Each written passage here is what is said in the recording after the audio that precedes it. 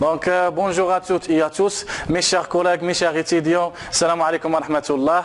Bienvenue dans le monde des cours à distance. Espérons que vous allez passer avec nous une excellente séance du cours de méthode numérique destinée aux étudiants de deuxième année, électrotechnique, électronique et génie civil. Notre cours s'articule autour de 3 chapitres.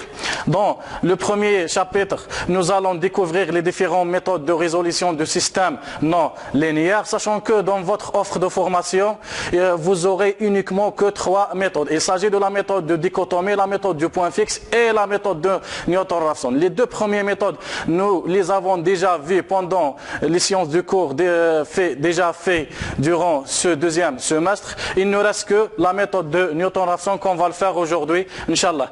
Dans le deuxième chapitre, on s'intéresse au problème de l'interpolation polynomiale qui consiste à trouver ou bien à déterminer une fonction f approchée à une fonction f continuée sous la forme d'un polynôme lorsqu'on connaît des valeurs de la fonction f. Ce sont des valeurs déjà mesurées ou bien déjà calculées. Dans le troisième chapitre,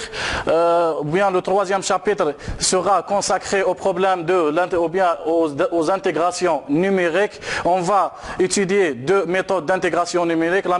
Il s'agit de la méthode de trapèze et la méthode des Simpson. Pourquoi on fait l'intégration numérique? Généralement, on fait les intégrations numériques pour les fonctions qui n'ont pas une primitive bien déterminée, ou bien pour les fonctions difficilement à trouver leur primitive, comme l'exemple de l'intégrale de Gauss. Donc, aujourd'hui, nous allons attaquer la méthode de Newton-Raphson. Donc la méthode de Newton-Raphson, c'est une méthode qui est utilisée souvent pour traiter ou bien pour résoudre un système non linéaire. Donc un système non linéaire, elle est caractérisée par... Donc l'objectif de la méthode de Newton-Raphson, c'est pour résoudre un système non linéaire. Donc f de x est égal à 0. Donc pour résoudre un système non linéaire, il faut d'abord déterminer une suite xn. Donc cette suite xn converge vers la solution approchée de cette équation f de x est égal à 0. Donc la solution de cette équation, c'est x bar. Donc pour construire cette suite, on va d'abord vérifier si la fonction f répond aux critères de convergence. C'est-à-dire que la fonction f satisfaisant ou bien doit satisfaire les conditions de théorème des valeurs intermédiaires. Donc f continué. Donc premièrement, f continue. Deuxièmement, on doit vérifier que f de A, f de B inférieur à 0. Donc la fonction f est dérivable. Donc on calcule la dérivée première de la fonction f et on vérifie. Il faut que la fonction ou bien la dérivée de la fonction f doit être strictement soit supérieure à 0, soit inférieur à 0. Cela pour prouver que la fonction f est monotone, c'est-à-dire pour prouver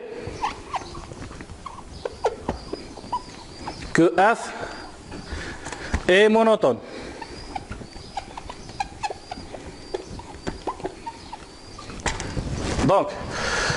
Donc après, il ne reste que de calculer la dérivée seconde de f. Et on vérifie par la suite si elle garde un signe constant ou non. Ou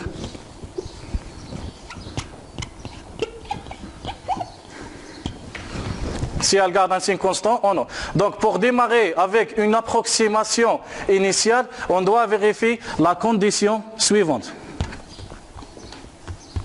Donc l'approximation initiale, c'est x0 est égal à b. Donc on doit vérifier si f de prime de x0 multiplié par f de x0 doit être supérieur à 0. Ça, c'est une condition qui doit satisfaire pour commencer avec cette approximation initiale. Donc, pour construire la suite, donc la méthode, tout d'abord la méthode de Newton-Raphson, dite méthode des tangentes. Donc, tout d'abord, nous allons procéder de la manière suivante. on doit, ou bien on va projeter le point B sur la courbe, donc c'est une projection perpendiculaire, et après on trace la tangente en ce point. Donc la tangente delta.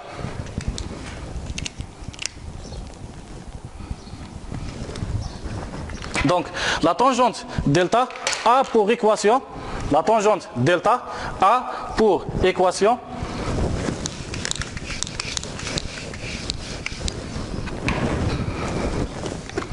delta a pour équation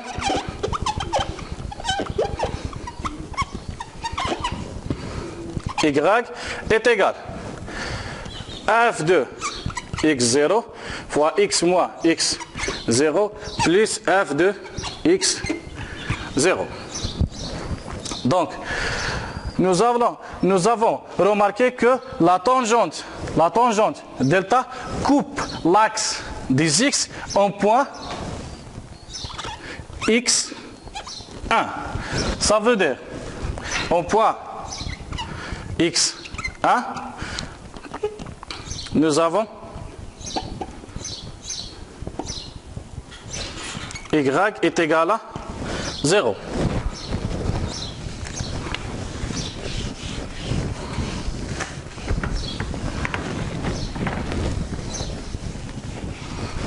Y est égal à 0. Donc, 0 est égal à f de x0 fois x1 moins x0 plus f de x0. Donc, on tire l'expression de x1 d'après cette expression. Donc, x1 est égal à x0 moins f de x0 divisé par f' de x0.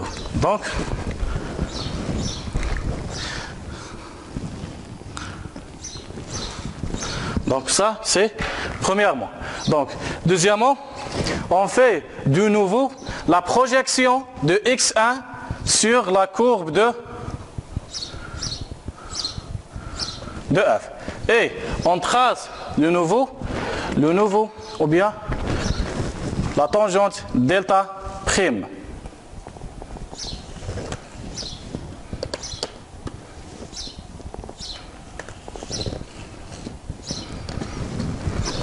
Donc la tangente delta prime.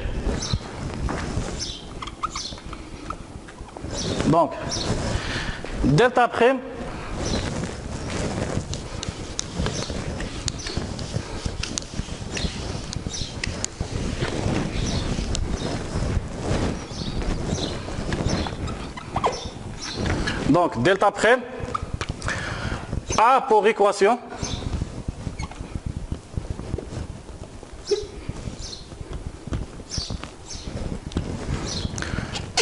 y1 est égal à f de x1 multiplié par x moins x1 plus f de x1. Donc, nous avons remarqué que delta prime coupe l'axe des x en point x2. Donc au point x2, nous avons y1 est égal à 0. Donc f' de x1 fois x2 moins x1, donc plus f de x1. Donc on tire par la suite l'expression de x2. Donc x2 est égal à x1 moins f de x1 divisé par f' de x1.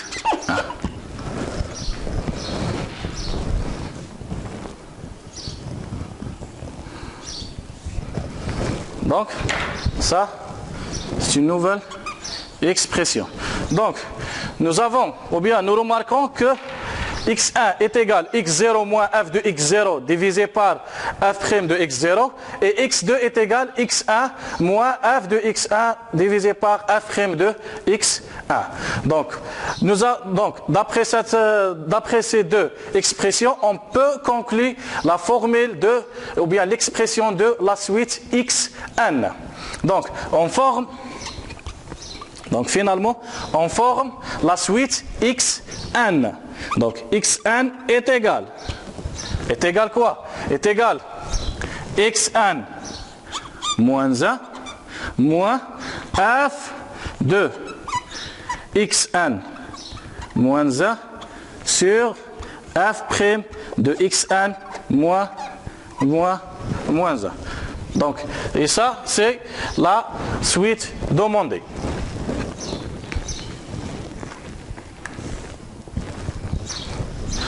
Donc, pour vous expliquer bien la méthode de Newton-Raphson, je vais vous donner deux exemples.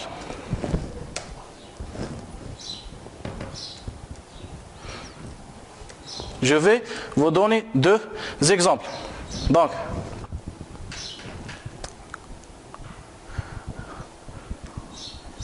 on considère l'équation suivante. f de x est égal à exponentielle de x moins 2. Sachant que x est défini sur 1 dans l'intervalle 1, 2. Donc la question, utiliser la méthode de Newton-Raphson pour trouver une valeur approchée à 10 puissance moins 1 près. Donc on va résoudre cet exercice pour bien comprendre cette méthode.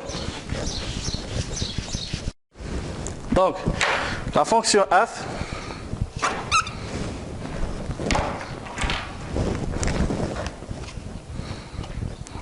de x est égale à exponentielle de x moins x moins 2.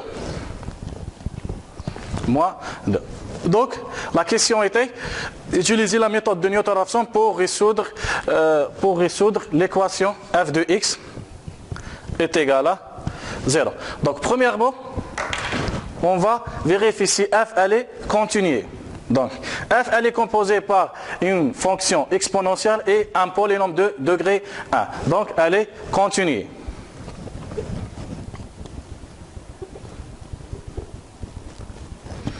Donc, deuxièmement, f est dérivable, donc on va vérifier si la fonction f elle est monotone ou non. Donc, f' de x est égal à exponentielle de x moins 1. Donc, exponentielle de x moins 1, elle est strictement positive ou bien dans l'intervalle 1, 2. Alors, f est monotone.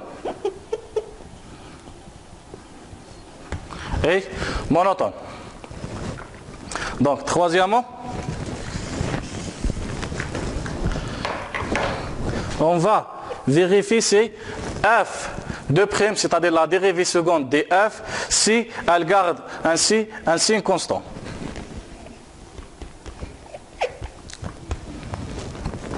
Donc, exponentielle de x, donc la dérivée seconde est égale à exponentielle de x. Donc, exponentielle de x, elle est strictement positive toujours dans l'intervalle 1, 2. Donc, elle garde un signe constant.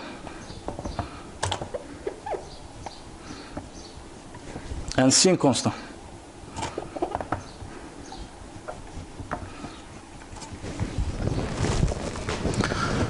Donc, pour commencer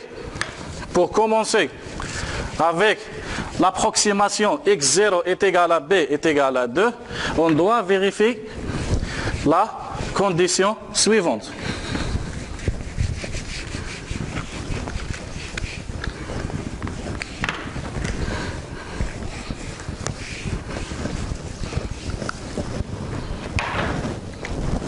La condition suivante. f de prime de x0 fois f de x0 si elle est supérieure à 0. Donc x0 est égal à b est égal à 2. Donc nous avons f de f de x0 est égal à 2,38. Et f de prime de x0 est égal à 7,38. Donc implique que f de prime de x0 fois f de x0 supérieur à 0. Donc on peut commencer par cette approximation. Donc maintenant il ne nous reste que faire la construction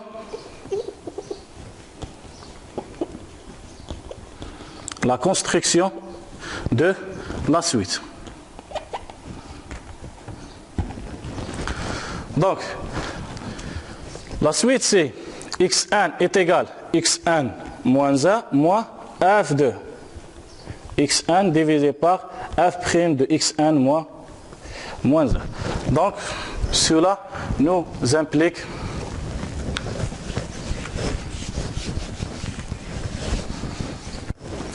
donc on a construit la suite x de n est égal à x1 moins 1 moins f de x1 sur f' de x1 moins 1. L'approximation initiale x0 est égal à 2. Donc x1 est égal x0 moins f de x0 sur f' de x0. Donc est égal à 1,47. Donc on calcule 1c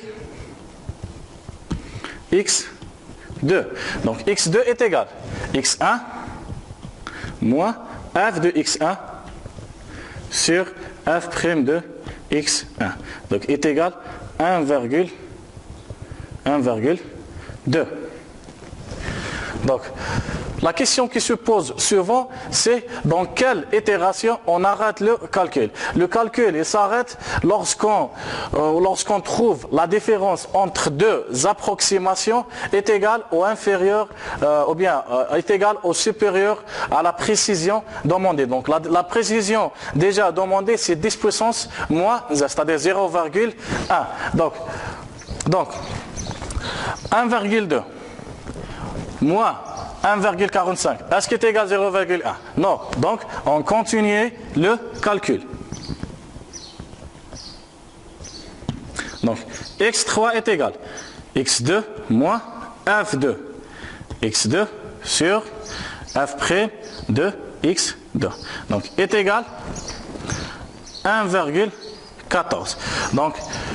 Donc, ici, nous remarquons que x3 moins x2, donc presque est égal la précision demandée il y a 0,1. Donc on arrête là. Donc la racine de f de x est égale 0, x bar est égal à 1,14. Donc on fera un deuxième exemple pour vous expliquer bien la méthode de Newton-Raphson.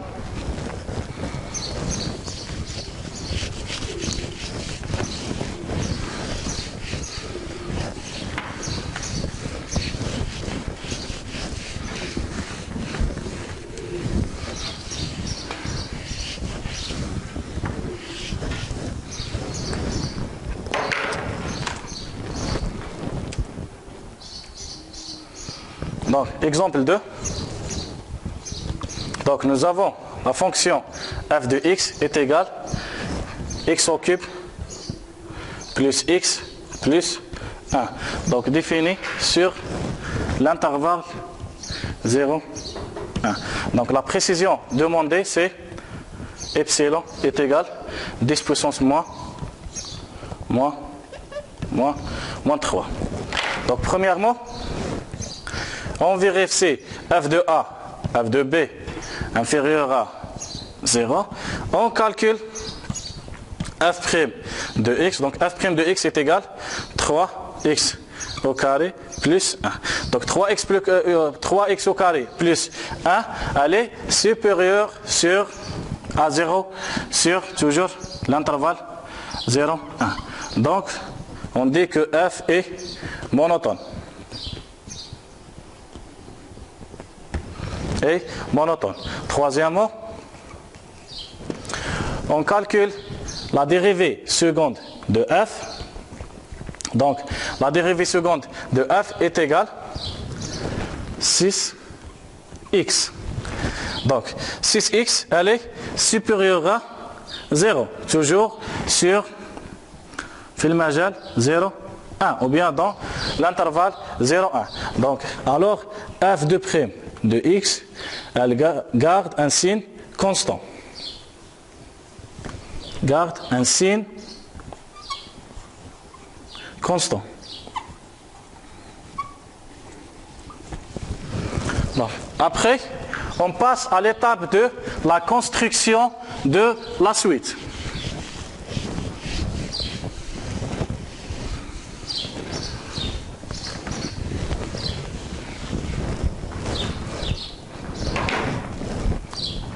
Donc, notre suite, c'est xn,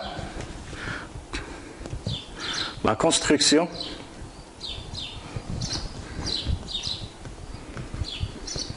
de la suite. La suite xn est égale xn moins 1 moins f de xn moins 1 sur f' de xn moins 1. Donc, pour commencer avec une approximation initiale x0 est égal à b est égal à 1, donc on doit vérifier la condition f de prime de x0 fois f de x0. Donc, il faut qu'elle soit supérieure à 0. Donc, f de prime de x0 est égal à 6. Donc, f de x0, c'est-à-dire on remplace la fonction f par 1, donc elle est égale à 1 plus 1, c'est-à-dire 2, 2 plus 1, c'est-à-dire 3. Donc 3 fois 6, donc il nous donne 18. Donc 18, c'est un chiffre positif, donc la condition elle est satisfaite. Donc, après, on va passer au calcul des approximations. Donc x1 est égal x0 moins f de x0 sur f' de x0. Donc est égal 0,75. Donc 0,75 moins 1. Est-ce qu'il est égal 0,001? Non. Donc on continue le calcul. x2 est égal x0 moins f2 x1 moins f de x1 sur f' de x1. Donc est égal 0,686. Donc on fait la soustraction ou bien la différence entre les deux. Donc si on arrive à trouver une valeur qui est égale à la précision demandée, donc on arrête le calcul. Donc puisque x2 moins x1 n'est égal pas 10 puissance moins 3, donc on continue le calcul.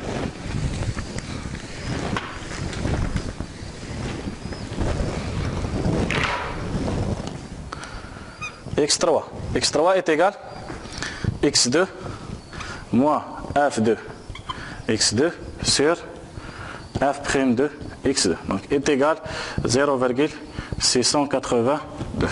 x4 est égal x3 moins f de x3 sur f' de x de x3. Donc est égal 0,682. Donc nous remarquons que les solutions sont égaux. Donc on arrête là puisque la différence entre les deux dernières approximations presque est égale la précision demandée qui est égale 10 puissance moins 3. Donc x4 moins x3. Donc toujours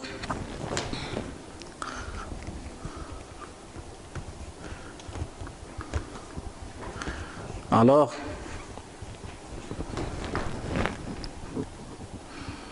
x3 c'est la solution demandée.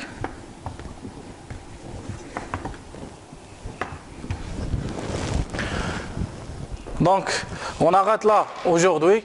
Le cours prochain, Inch'Allah, on va faire un cours sur l'interpolation polynomiale. Donc, s'il y a des questions à me poser, n'hésitez pas de me contacter sur ma boîte email professionnelle que vous allez trouver au-dessous de ce vidéo. Essayez d'apprendre et de profiter le maximum dans ce confinement total. Protégez-vous et protégez votre famille. Et à la prochaine, Inch'Allah.